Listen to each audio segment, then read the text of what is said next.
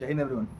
आज मैं आपके साथ शेयर करने वाला हूँ अपना SSB experience 1FS with Dehradun का, जिसमें मैं रिकमेंड हुआ था finally in my fifth attempt for NDA 154th। ये बात है अपनी 6 जनवरी 2025 की, जिसमें मेरा सेंटर आया था 1FS with Dehradun for NDA 154th course.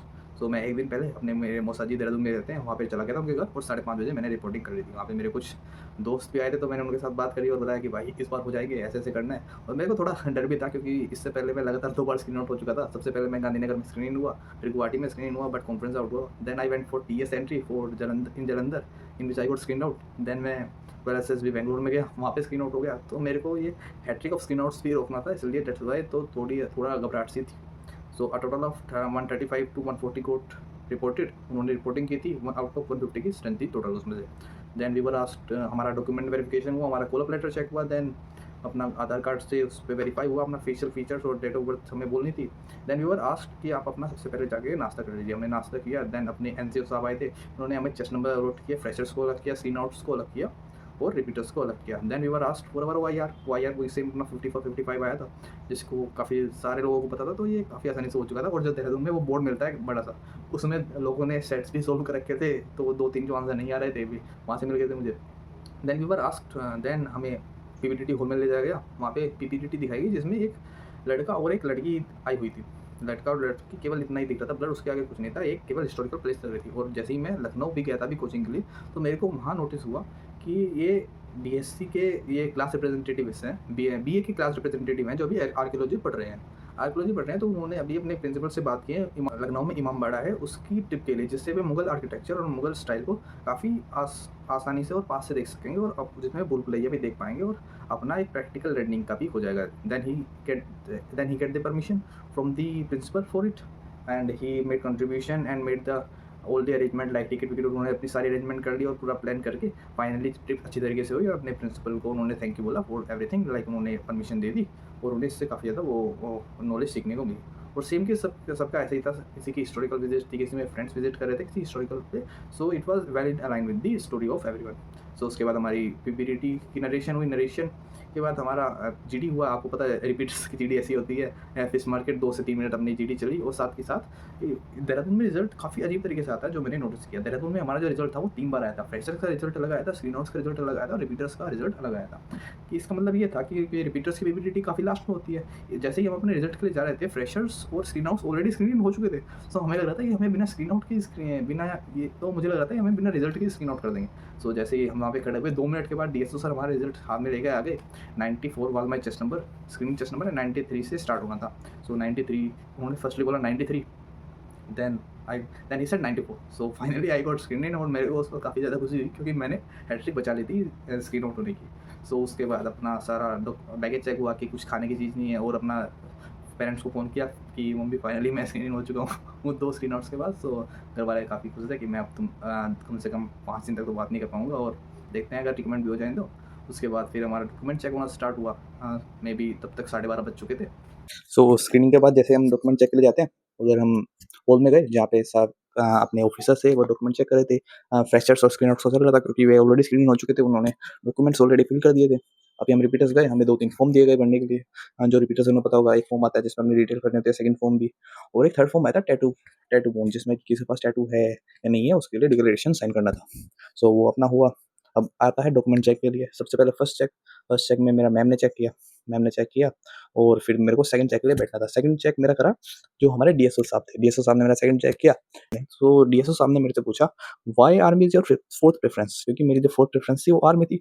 अब मेरी फोर्थ प्रेफरेंस आर्मी क्यों थी? मैंने कहा sir I want to fly.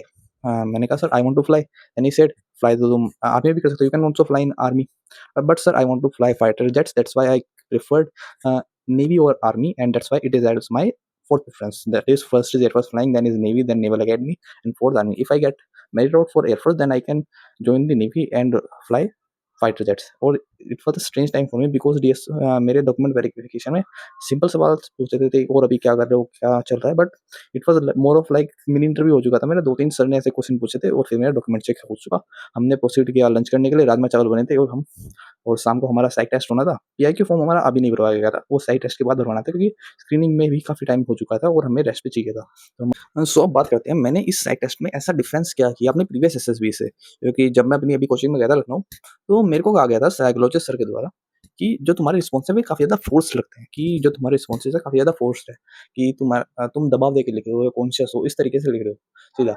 What he said to me कि तुम एक काम करो, अपने जो रिस्पॉन्सेज है फ्री फ्लो में रहने दो वर्ड को, जो भी तुम्हारे दिमाग में पहला सेंटेंस आ रहा है वो लिख दो, क्योंकि एट लास्ट जो तुम्हारी साइकोलॉजी है काफ़ी अच्छी है और मेरे को यकीन है जो अगर तुम अपने फर्स्ट फ्री फ्लो में लिखोगे you will do much better as compare to previous attempt. Same case apply होगा टीएटी में भी।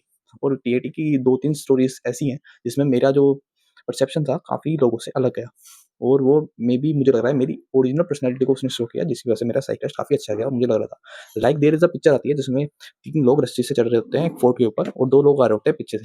इसमें ज़्यादातर लोगों ने बच्चों ने बनाया था चोरी का और जो काफ़ी हद तक उसमें बैठ भी रहा था फिट। बट मेरे को ऐसा नहीं लगा, मेरे को फर्स्ट थॉट आया कि इसमें जो ये 3 लड़कियां ऊपर चढ़ रहे हैं वे यूट्यूबर्स हैं, सम यूट्यूबर्स जो एडवेंचरस एक्टिविटीज करते हैं और हॉन्टेड प्लेस को करते हैं, और जो ये 2 हैं ये इसके सिक्योरिटी गार्ड्स हैं और मे बी पुलिस ऑफिसर्स हैं।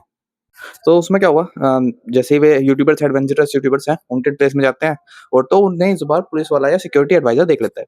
अब जो उन्होंने क्या किया, उन्होंने उनको अरेस्ट किया, क्योंकि ये प्रोहिबिटेड स्पेस थी और रात को वहां पे जाना खतरे से खाली नहीं था। तो उन्होंने उसे अरेस्ट किया, उनके पेरेंट्स को कॉल किया और उनसे बात करी कि you have to keep an, उनको एडवाइस दो कि आपको कैसे करना है, क्योंकि ऐसी जगह पर जाना खतरनाक हो सकता है, because there can be something, there can be some peoples, there can be some animals और डार्क, और रात में ऐसी डार्क प्लेसेस पे ज़्यादातर कुछ दिखता भी नहीं है। सो उन्होंने उन्हें समझाया और उनके ही यूट्यूब चैनल से उन्होंने पीपल को अवेयर किया कि ऐसी एक्टिविटीज़ अवॉइड करें, and if they want to do they can take prior permission from the concerned authorities, जिसके अंदर वे प्लेसेस आती हैं और with proper instrument and equipments they can go.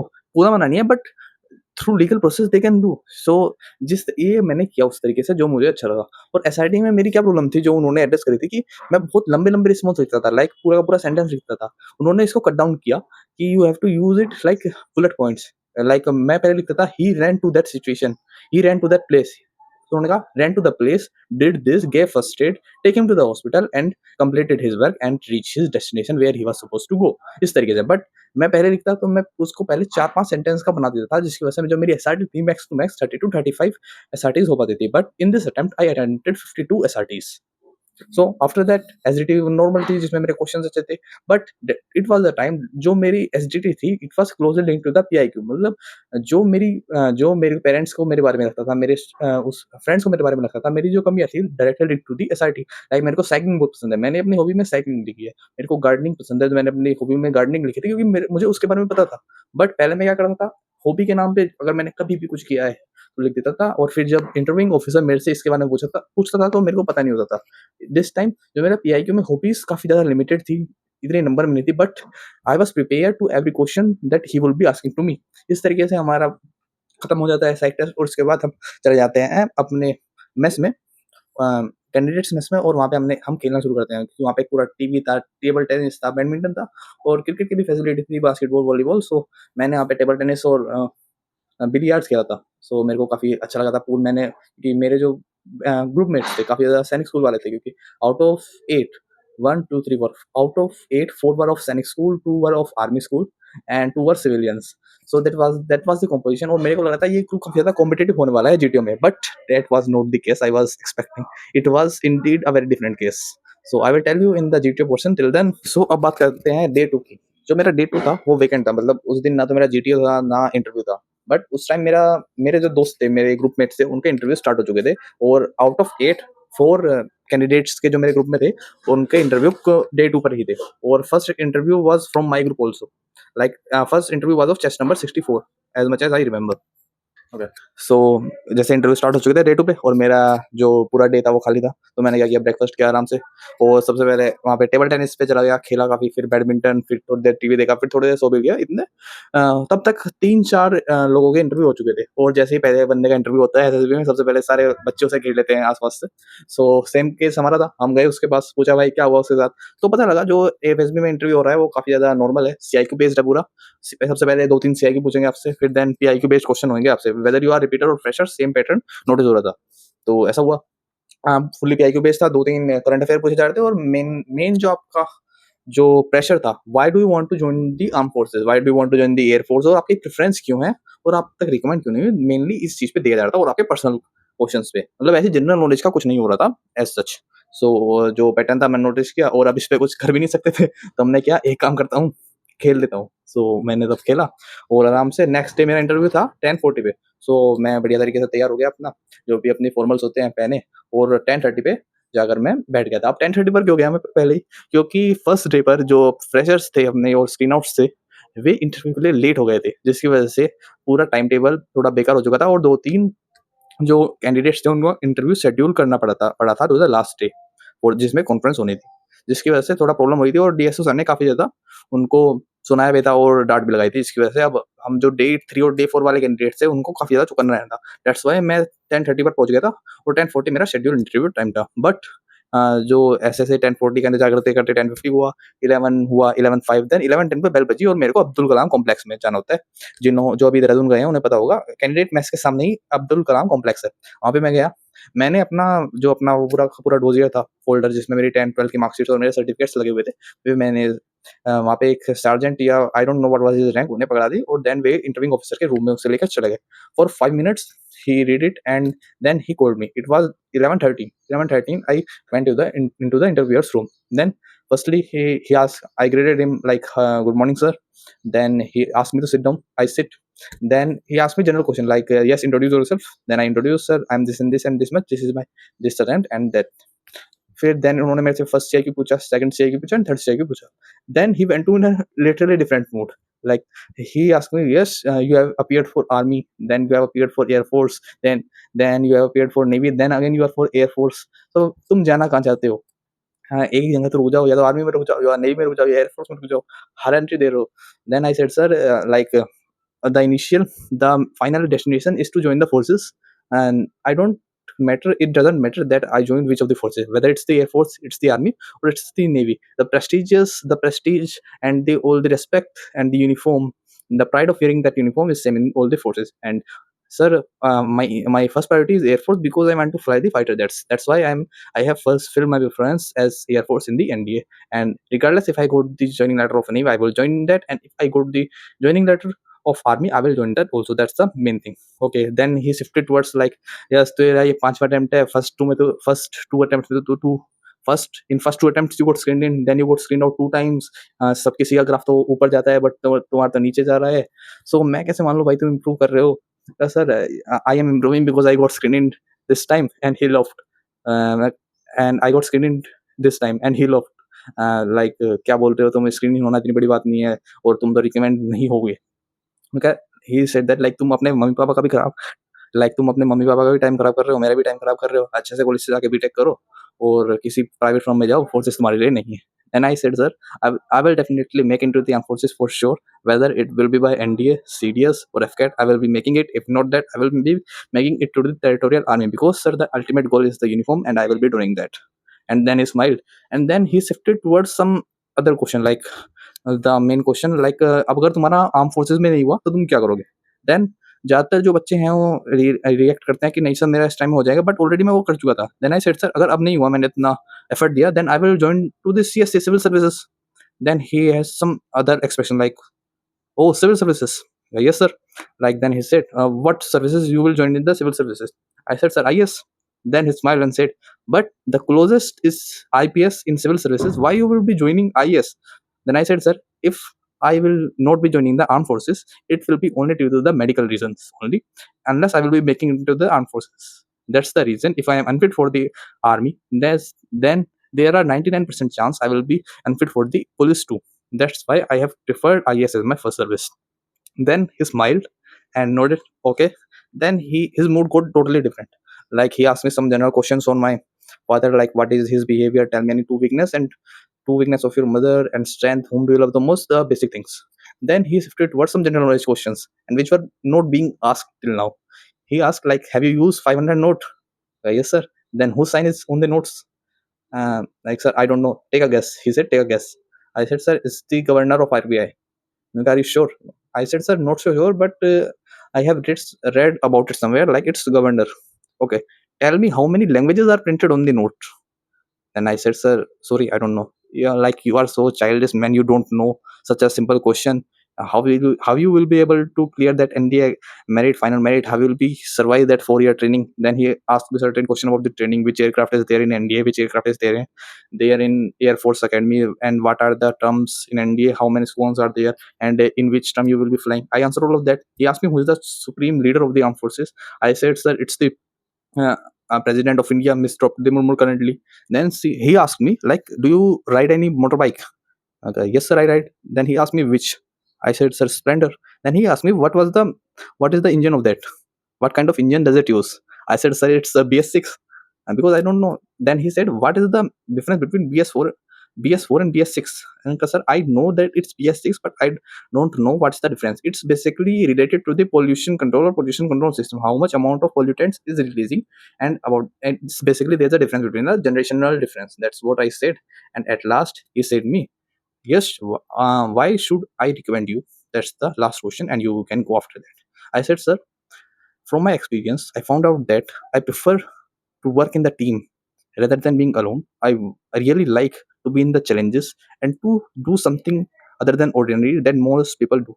I am that kind of guy who can't do a monotone kind of work. He wants some experiences and challenges. And sir, I am that kind of guy who takes people along. Like, I like brotherhood, I admire brotherhood, and that's the basic thing that Forge provides to us, and I can provide everything that I have to the Forge, and that's the basic motto of Forge. Not a single man behind. That's the thing. I am coming for the armed forces. And he said, yes, you can go, all the best for your GTO. And you can believe at 11:30 or 35, I was in my candidate's mess. So that was basically a 20 to 22-minute interview. And after that, I felt like I'm not going to make it this time also, because earlier Guwahati it was of 1 hour and 20 minutes. My interview went for till now. Like, in Guwahati my interview went till 1 hour and 20 minutes.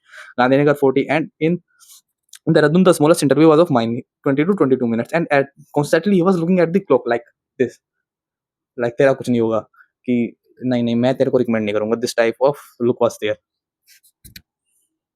So maths में आने के बाद मैंने अपनी ये जो चीज़ें थी अपने दोस्तों को बताओ, ग्रुप मेट्स को बताई.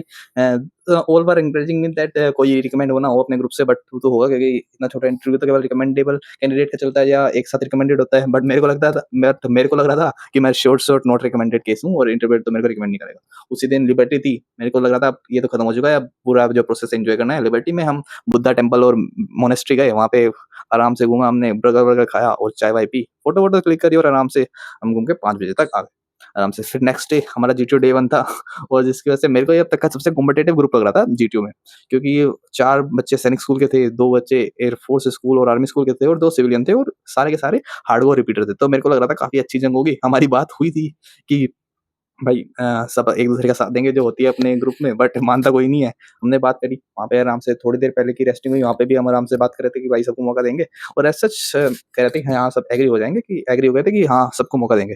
अब जीटीओ सर की बारी है. जीटीओ सर ब्रीफिंग देते हैं. जीटी की first topic was of what was the reason behind the increment in the number of IITs and aims in current India.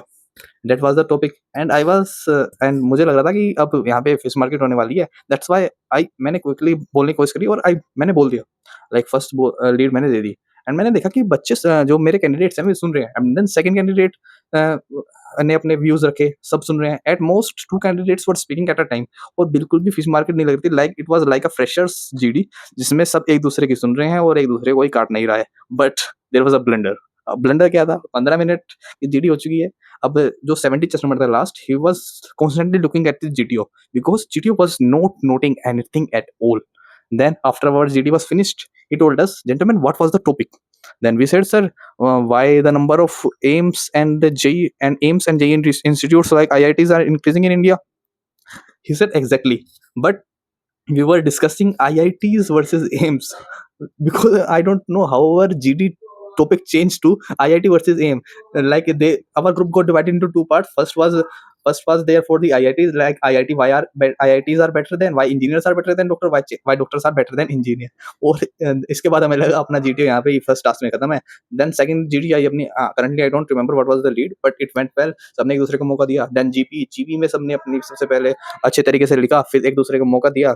GD में भी did for the smooth GD. हमने अपने आप को हमने एक कैंडिडेट को खुद से नॉमिनेट कर दिया, और दोनों जीडी और GP was fluent. Literally fluent, one of the best. ऐसा लग रहा था कि हम किसी मॉक जीपी और मॉक जीडी कर रहे हैं जिसमें सब एक दूसरे को बोलने का मौका दे रहे हैं। Then comes the part of the PGT. अब मेरे को लगा ये तो बैठने वाले टास्क थे, इसमें कुछ नहीं होगा और कुछ नहीं हुआ, बट पीजीटी में जरूर होना है। Then came the PGT obstacle number 1।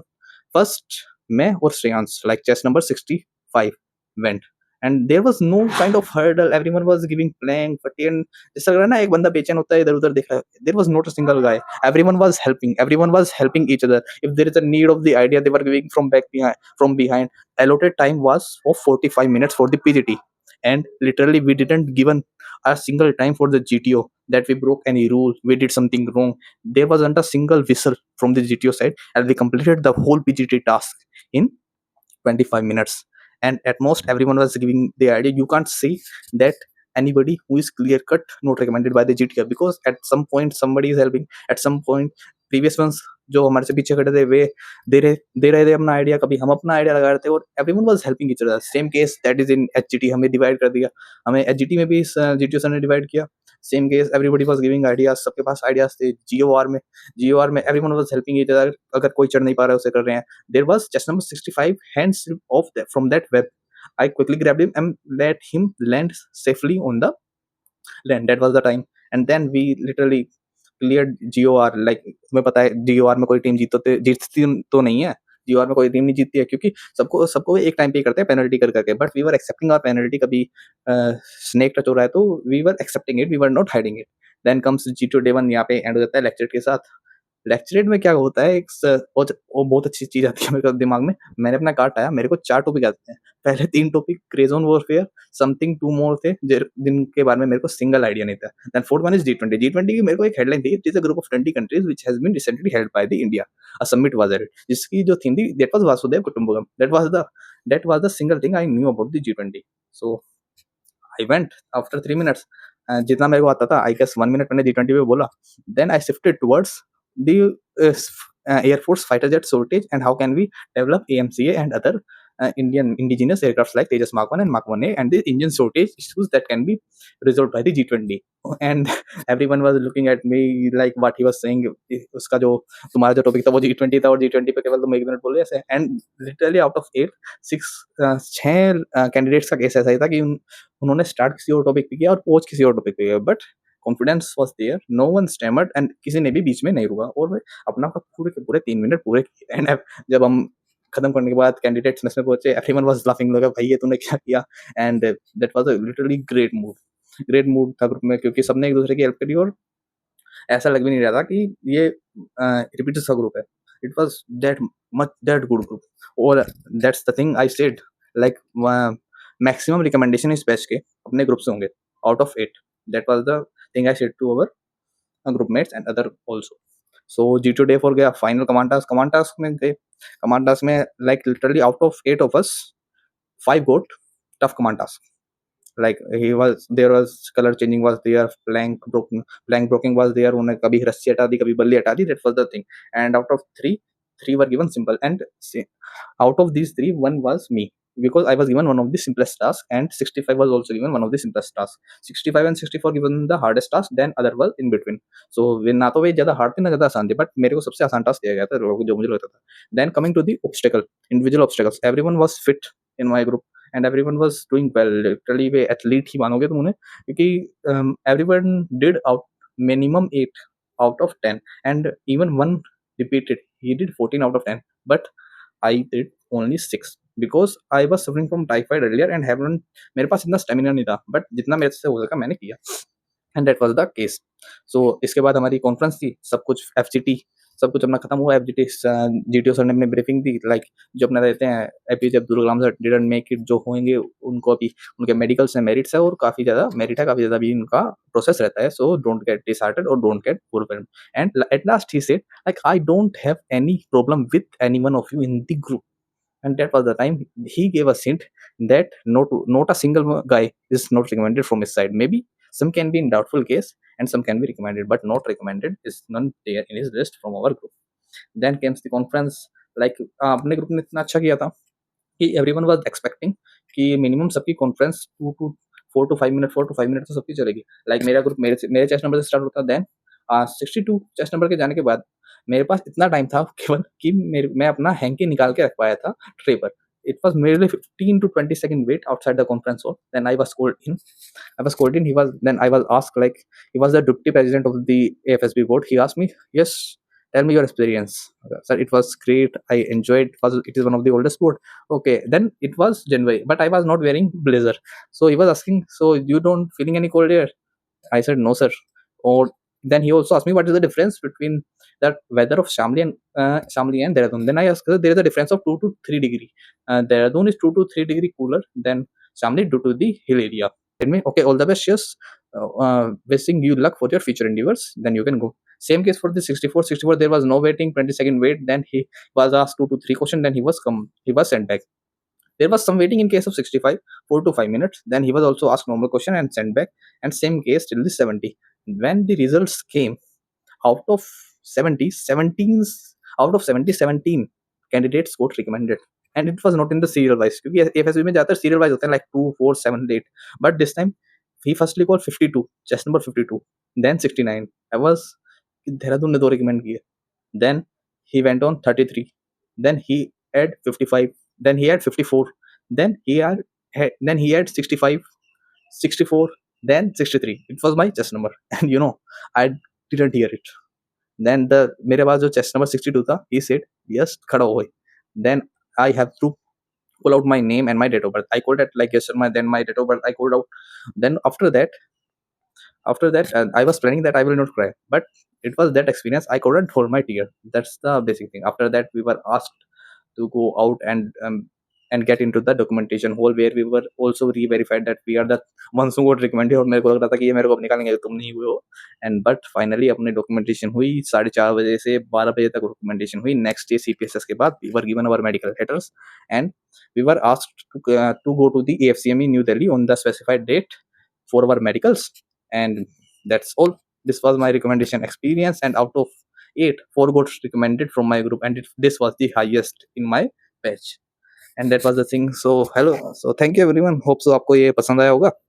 Or if you have any doubts regarding the CPSS and medicals, I am planning to make a video on CPSS or medicals. Tell me which one should I cover first, or should I make a video on how to get screened in PBDT, or is there any specific query you want to ask me? I am there for you. Please ask me in the comment section. Thank you.